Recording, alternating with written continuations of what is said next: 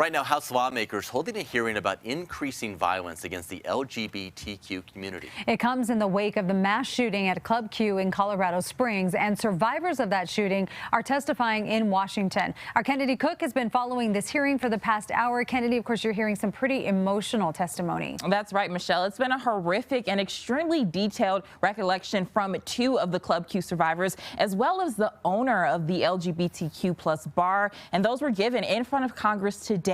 And as each individual shared their testimony, they all called on Congress and the community for gun reform. Now, this hearing comes as many are still struggling to understand how exactly the suspect was legally allowed to own guns after the El Paso County Sheriff's Office took guns away from the suspect after a bomb threat they made in June of 2021. Now, another major part of today's discussion included the rise of anti-LGBTQ plus extremism and violence in the United States, and an examination of the links between anti-LGBTQ rhetoric and attacks on the community. This shooter entered our safe space in our home with the intention of killing as many people as possible, as quickly as possible.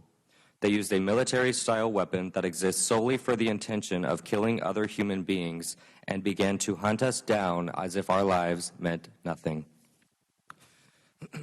I was bartending that evening when the attack began.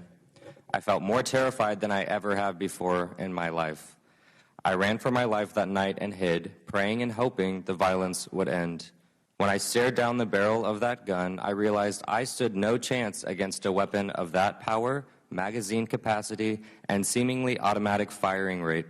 While I prepared for my life to end in that moment, I prayed, I panicked, and I prayed some more.